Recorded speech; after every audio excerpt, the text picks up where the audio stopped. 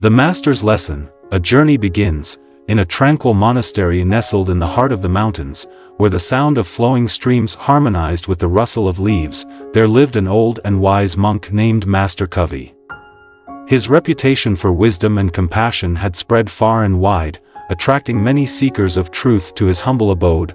One day, a young man named Anand arrived at the monastery, seeking guidance.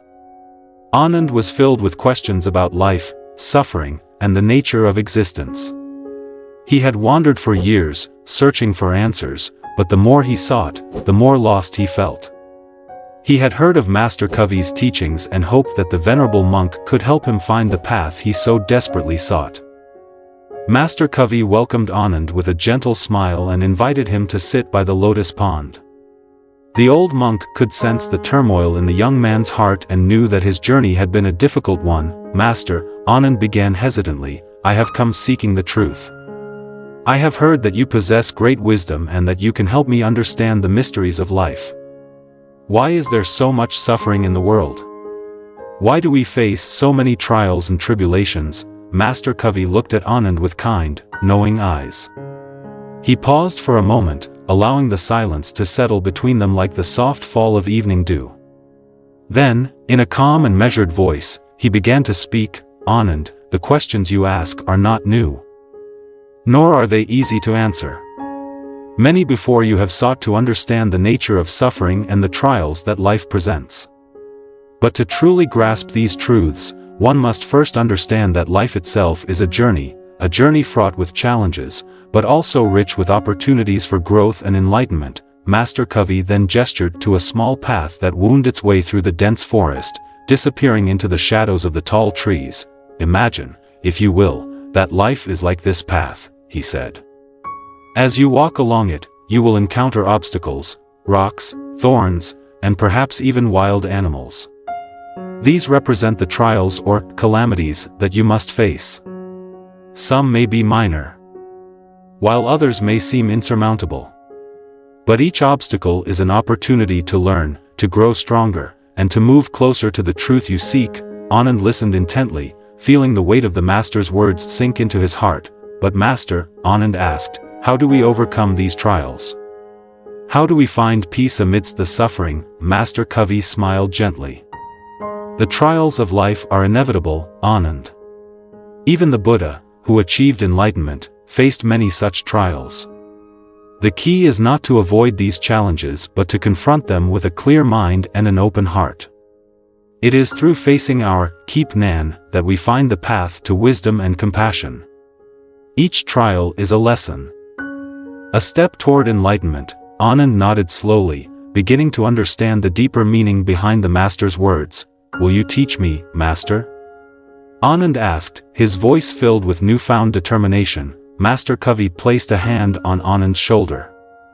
"The path is long and filled with challenges, but I will walk it with you. Together, we will explore the teachings of the Buddha, and you will learn how to face the trials of life with courage and wisdom. But remember, the journey is yours to take, and the answers you seek will come not from me, but from within your own heart." With that, Master Kavi stood up and began to walk toward the monastery, gesturing for Anand to follow.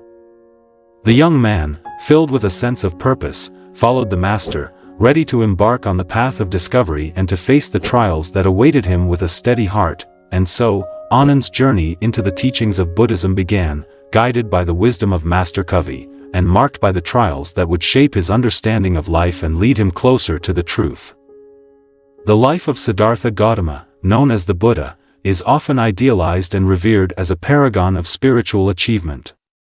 However, behind the serene and compassionate figure that Buddhism venerates lies a journey marked by profound trials and tribulations. These challenges were not merely obstacles but rather integral experiences that shaped his path to enlightenment and his teachings to humanity. The Buddha's life exemplifies that spiritual attainment is not born of ease and comfort but through overcoming suffering, internal struggles, and external adversities. In this essay, we will explore the significant trials that the Buddha faced throughout his life, delving into the philosophical and moral lessons they impart. We will also reflect on how these experiences resonate with the human condition, offering guidance on how to navigate the inherent challenges of life. This comprehensive narrative aims to provide a detailed understanding of the Buddha's life and the timeless wisdom that emerges from his experiences. The early life of Siddhartha Gautama. Siddhartha Gautama was born into royalty, the son of King Suddhodana and Queen Maya, in the kingdom of Kapilavastu, situated in present-day Nepal. His birth was accompanied by many auspicious signs, leading to a prophecy that he would either become a great king or a supreme spiritual leader. To ensure that Siddhartha would follow in his footsteps as a ruler, King Suddhodana sought to shield him from the harsh realities of life. The young prince was confined to the luxurious confines of the palace, where he was surrounded by beauty, comfort, and pleasure. Despite these efforts, Siddhartha's inherent curiosity and compassion could not be contained. During his occasional ventures outside the palace, he encountered the four sights that would forever alter his understanding of life: an old man, a sick person, a corpse, and a wandering ascetic. These encounters shattered his illusions of permanence and happiness in worldly life, planting the seeds of his quest for enlightenment. The renunciation, Siddhartha's realization that all beings are subject to suffering. Old age, sickness, and death compelled him to seek a solution that transcended the transient pleasures of life. At the age of 29, he made the monumental decision to renounce his princely life, leaving behind his wife, Yasodhara, and their newborn son, Rahula. This act of renunciation marked the beginning of Siddhartha's journey as a spiritual seeker. For the next 6 years, Siddhartha engaged in severe ascetic practices, believing that self-mortification would lead to spiritual liberation. He joined a group of 5 ascetics and subjected himself to extreme fasting, meditation, and physical deprivation. However, this path only brought him to the brink of death, without yielding the enlightenment he sought. The middle way, realizing that extreme asceticism was as futile as the life of indulgence he had left behind, Siddhartha adopted what he later called the middle way. This approach advocates for a balanced path between self-indulgence and self-mortification, emphasizing the importance of moderation in the pursuit of spiritual goals. This profound insight led him to abandon his ascetic practices, which caused his fellow ascetics to abandon him, believing he had given up on his quest. However, Siddhartha's resolve only deepened. He began to focus on deep meditation under the Bodhi tree in Bodh Gaya, determined to find the truth of existence. After days of intense meditation, he attained enlightenment and became the Buddha, the Awakened One.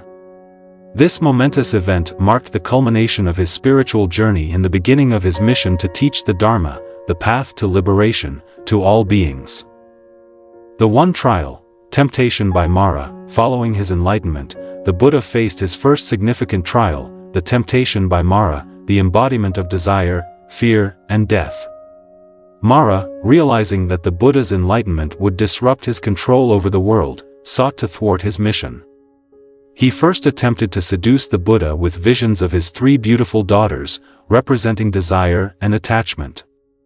When this failed, Mara assaulted the Buddha with armies of demons, representing fear and aggression. However, the Buddha remained unmoved, his mind fortified by wisdom and compassion. He called upon the earth as his witness, touching the ground in the famous earth-touching gesture. This act signified his unwavering resolve and the legitimacy of his quest.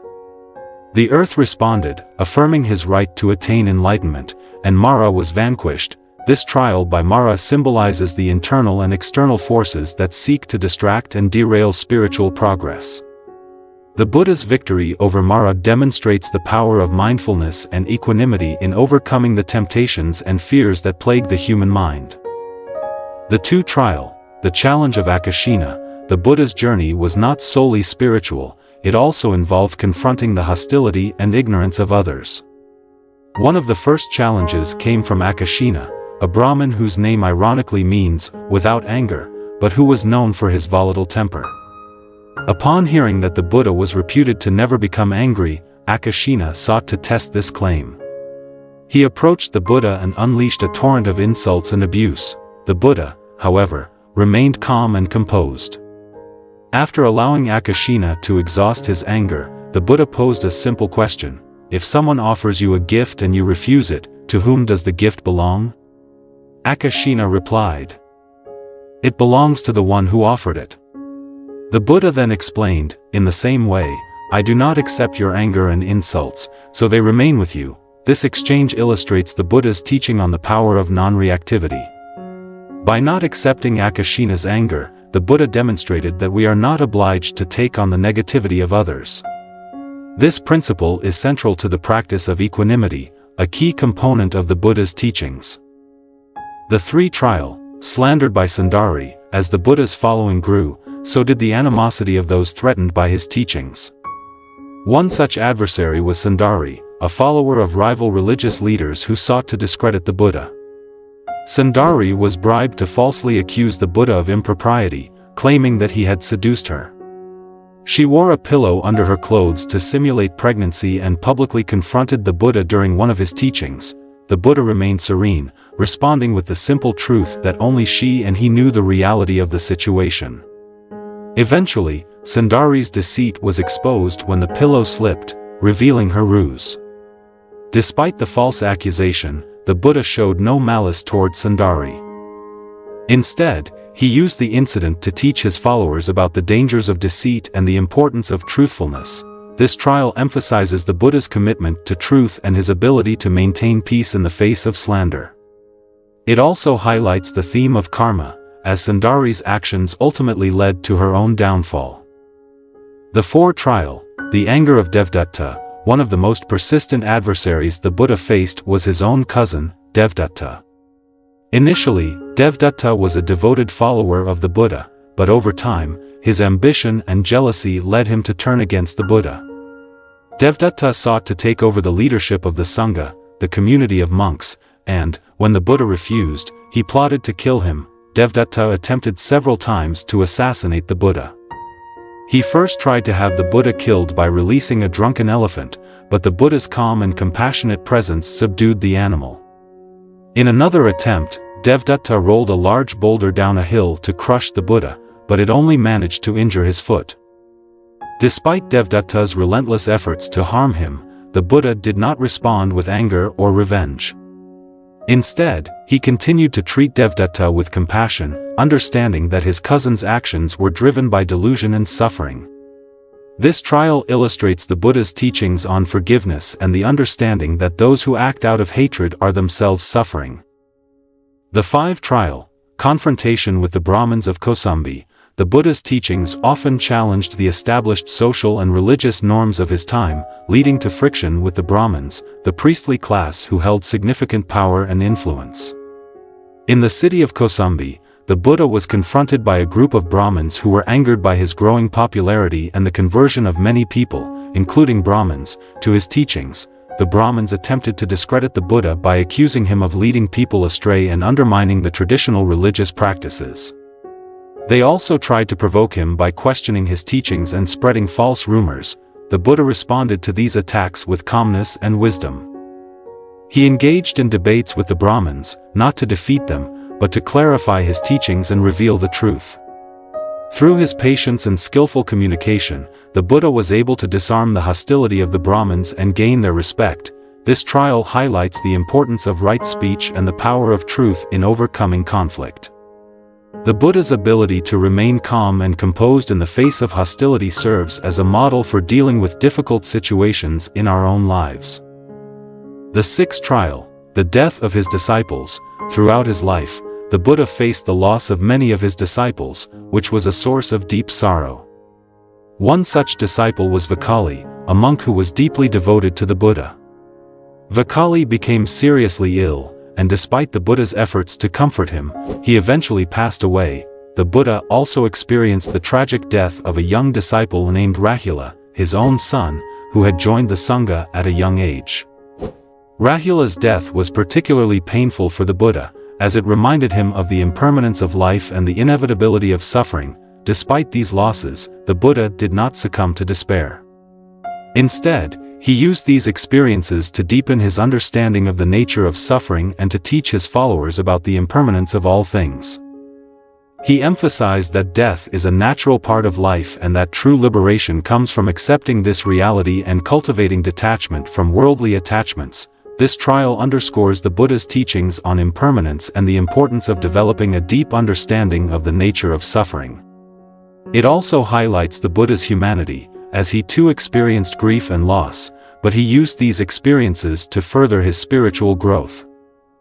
The Seven Trial, the attempted assassination by King Ajatasattu, who was initially a supporter of the Buddha, became influenced by Devadatta and turned against the Buddha. Under Devadatta's influence, Ajatasattu sought to consolidate his power by killing his own father, King Bimbisara, and taking the throne.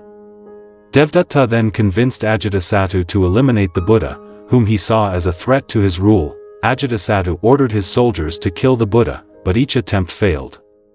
The soldiers were either converted by the Buddha's teachings or were unable to carry out the orders due to the Buddha's peaceful and compassionate presence. Realizing the futility of his actions, Ajatasattu eventually repented and sought forgiveness from the Buddha. The Buddha's response to Ajatasattu was one of compassion and forgiveness. He understood that Ajatasattu's actions were driven by ignorance and fear, and he did not hold any ill will towards him.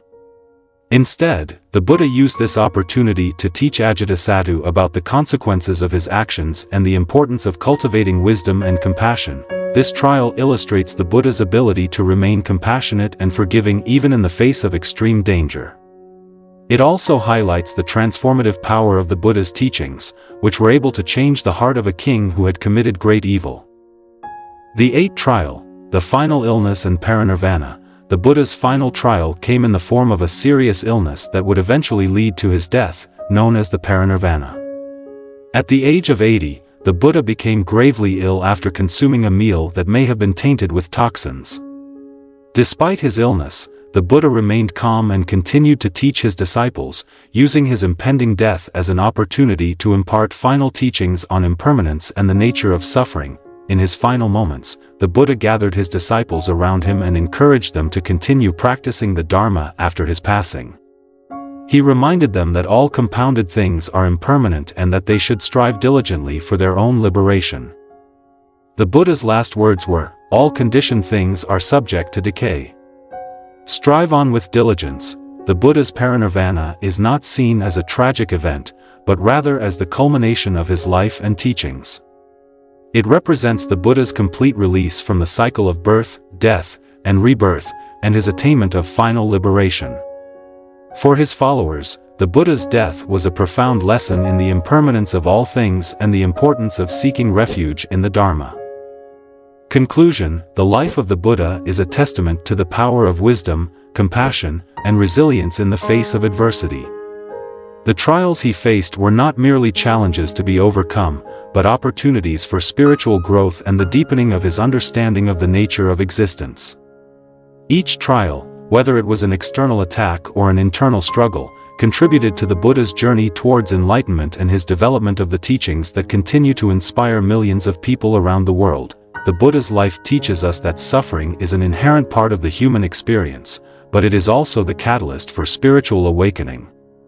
By facing our own trials with the same mindfulness, equanimity, and compassion that the Buddha exemplified, we can transform our suffering into a path of liberation. In a world that is often characterized by conflict, uncertainty, and suffering, the Buddha's teachings offer a timeless guide for navigating the challenges of life. His life reminds us that true peace and happiness are not found in avoiding difficulties, but in embracing them as opportunities for growth and transformation. As we reflect on the trials and tribulations of the Buddha, we are reminded that the path to enlightenment is not an easy one, but it is a path that is open to all who are willing to walk it. By following the Buddha's example, we can find the strength and wisdom to overcome our own challenges and discover the true nature of our existence.